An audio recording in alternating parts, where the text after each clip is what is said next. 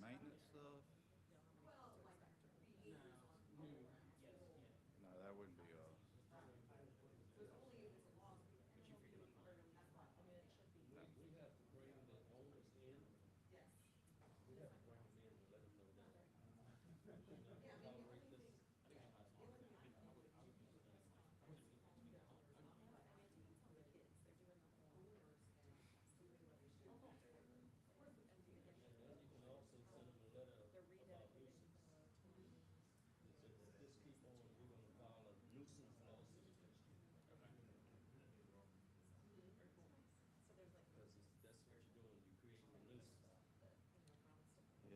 unfortunately, it's been that way for a long time. I've had to threaten some of my neighbors with that. Oh, really? Well, not my neighbors, but the property owners that own the place and my neighbors. Next door to you.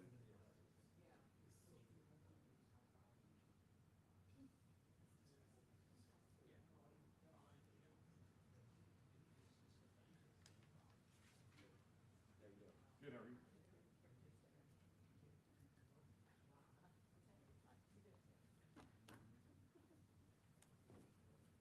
good.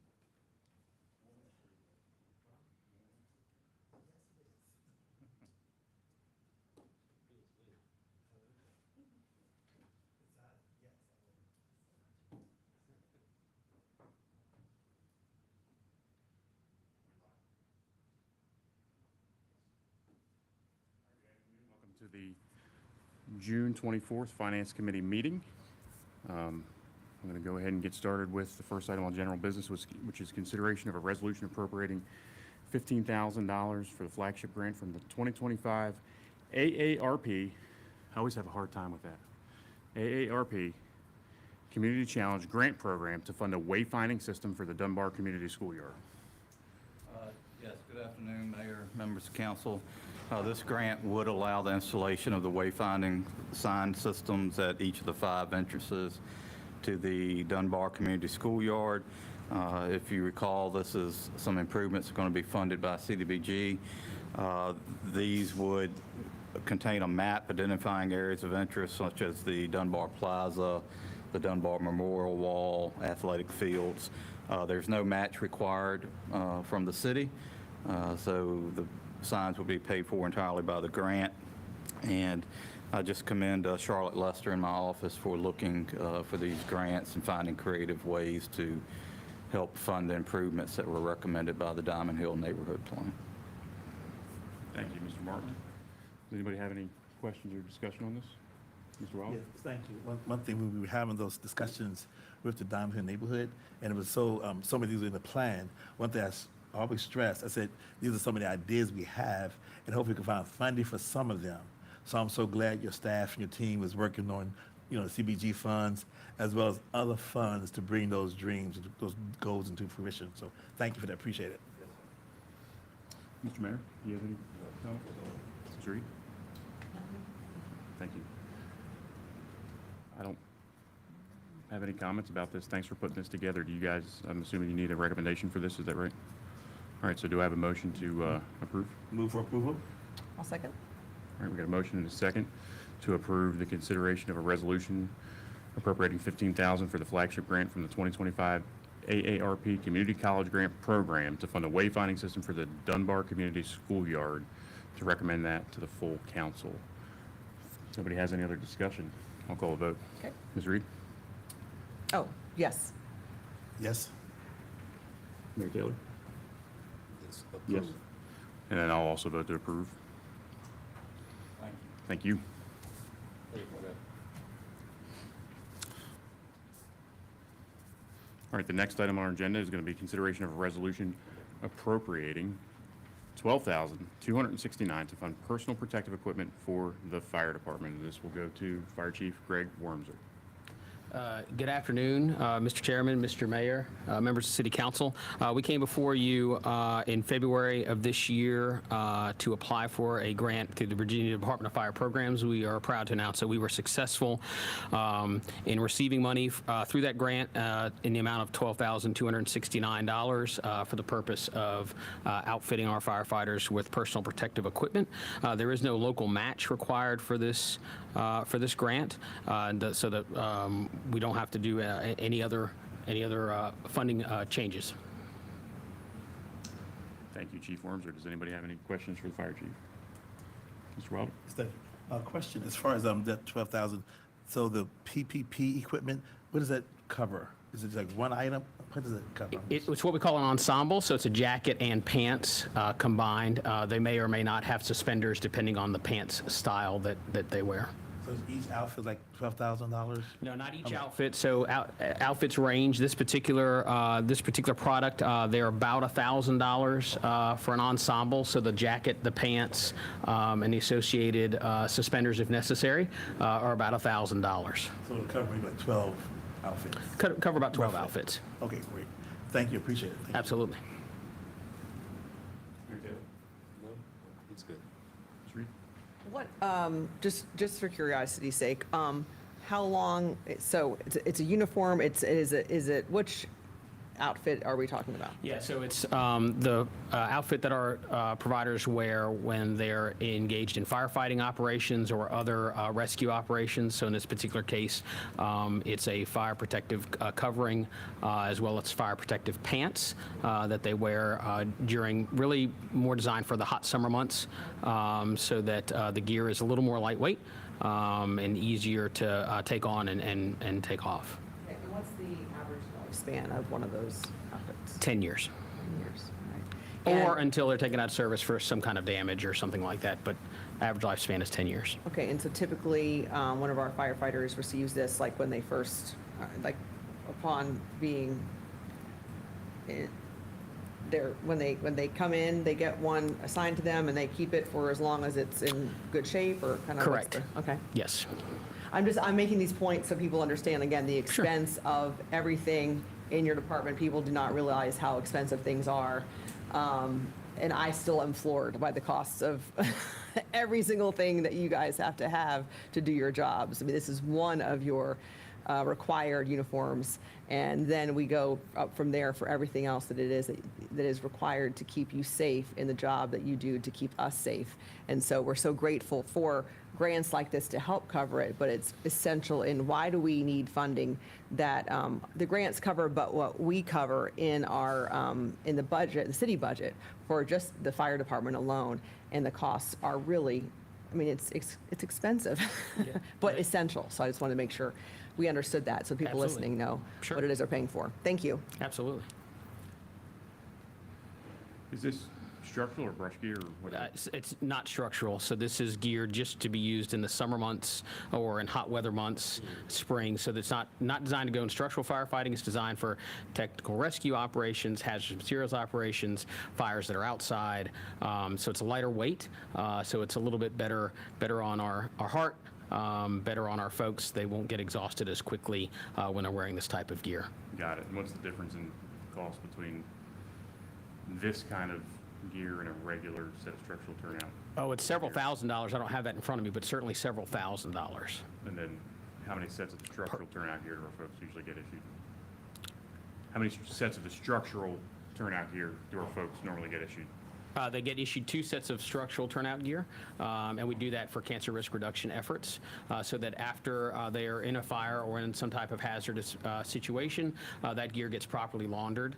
It also extends the useful life of that gear. Got it. And so is this particular gear for a specific team, or is it just adding to the inventory because you're working on getting this for everybody? Adding to the inventory because we're working on getting this for everybody. Excellent. Awesome. Thank you so much. I don't have any other questions.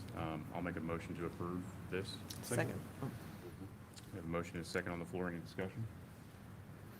All right. Councilmember Reed? I say yes. Yes. Councilmember Wilder? Mayor Taylor? Yes. And I'll also vote yes. All right. That's that. And then you also have the next one too, which is going to be the Department of Homeland Security Federal Emergency Management Agency FY 2024 Fire Prevention and Safety Grant. Yes, sir. We're applying for a grant through the Department of Emergency Management, Homeland Security, and FEMA for $61,500 to fund both personnel and equipment and resources necessary in our fire marshal's office. It's a 95-5 matching grant, so FEMA will provide $58,571 of the grant, with the city match being $2,929. Award notifications will be sent out beginning later this summer. In 2025, the grant is due to FEMA the first week in July. So this grant will cover, again, staff to conduct inspections, investigations, code enforcement, life safety inspections, and also education in the public, as well as some other projects that we use for community risk reduction and public education for our community. And I'll take any questions that you may have. Questions or discussion on this?